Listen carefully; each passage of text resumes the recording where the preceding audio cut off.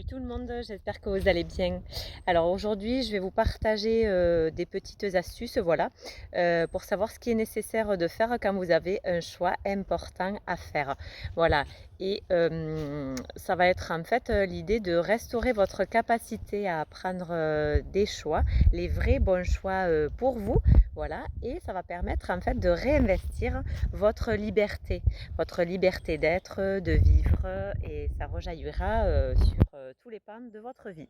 Alors du coup, voilà, peut-être que vous êtes dans une situation, que ce soit professionnelle, perso, voilà, peu importe. Voilà, vous avez des choix, un choix à faire, et puis vous avez la tête comme un compteur à gaz. Peut-être que voilà, vous avez des avis de part et d'autre, de tout le monde. Voilà, ça fume, c'est le brouillard. Vous ne savez pas si ça va être bon ou pas pour vous, pour votre vie, pour ceux que ça va impacter aussi autour de vous. Voilà, des fois on est dans le néant, dans le brouillard, on ne sait plus, on ne sait pas. C'est un bordel sans nom. Du coup, eh bien, qu'est-ce qu'on peut faire dans ces moments-là?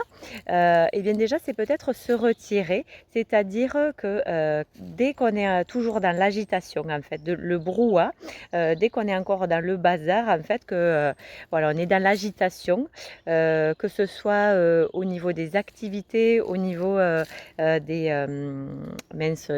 communications, etc. Voilà, dès qu'on est encore trop dans le bazar, voilà, quotidien, eh bien en fait on peut pas venir se poser et venir s'écouter, écouter.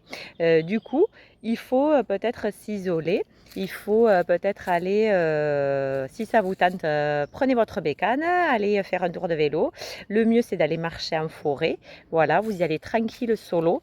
Vous allez y marcher tranquillement sans rien vous dire il va se passer dans votre tête. Juste, c'est accueillir un moment de pause parce que c'est dans le silence, c'est dans le calme qu'on reçoit les réponses. Voilà, et que notre esprit peut s'apaiser, peut s'éclairer, tout simplement.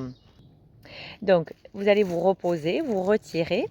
Et puis, de cette manière-là, en fait, eh bien, vous pourrez vous connecter à votre cœur, au chant de votre cœur, à votre intuition, voilà, à ce qui chante pour vous. Voilà.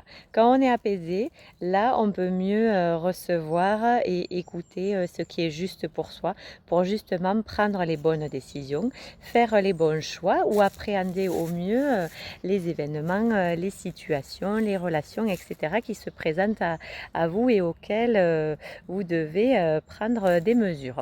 Voilà, donc il faut vraiment vous octroyer des moments en fait de off, de voilà, hors du monde en fait, hein, hors de l'agitement. Voilà, ça c'est fondamental. Alors pourquoi est-ce qu'il faut sortir en fait de l'agitement? Parce que souvent en fait quand on a des choix à faire, vous êtes enfermé entre guillemets, peut-être prisonnière, prisonnier d'un quotidien où vous êtes en mode automatique. C'est-à-dire que vous accomplissez des tâches, que ce soit à la maison, au travail ou ailleurs. Vous avez la tête dans le guidon, il n'y a pas de recul. Vous accomplissez. Voilà, en mode automatique. Mais peut-être que dans ce présent, voilà, il y a quelque chose en vous qui vous dit ah, ta, ta, ta, ta, ta, ta, ta. Est-ce que j'ai envie de vivre ça? Voilà, là j'ai des choix qui doivent se faire, que ce soit des choix légers ou très importants, hein. Voilà, peu importe l'intensité, mais voilà, ils ont quand même leur importance, quel qu'ils soient, puisqu'ils vont vous impacter, impacter votre vie et puis impacter votre entourage.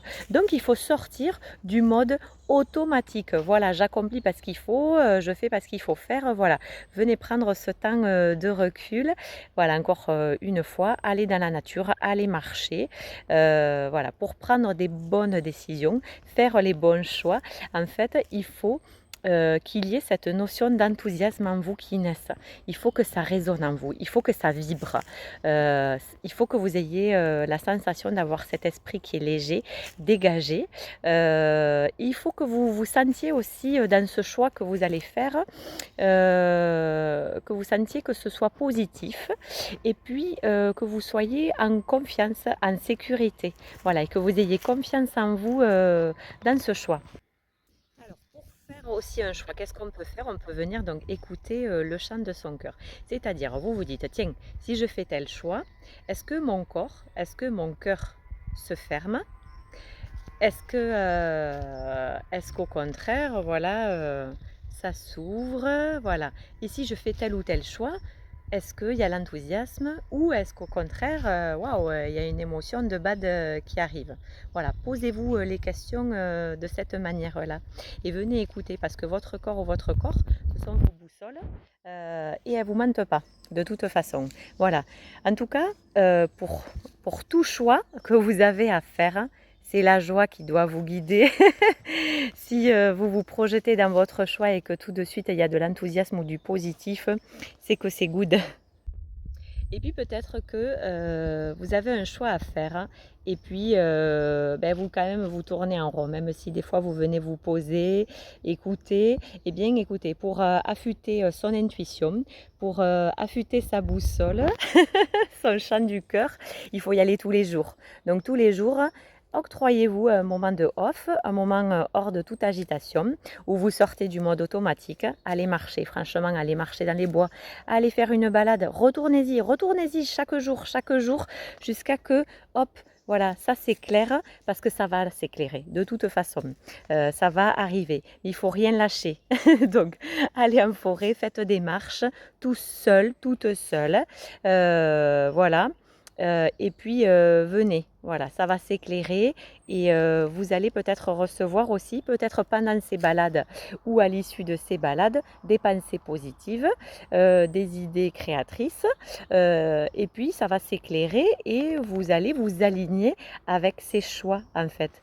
Parce que ça aussi c'est fondamental de s'aligner avec vos aspirations profondes. Voilà. Donc j'insiste sur le fait de sortir du mode automatique dans nos vies faux folles là, où vous accomplissez des choses.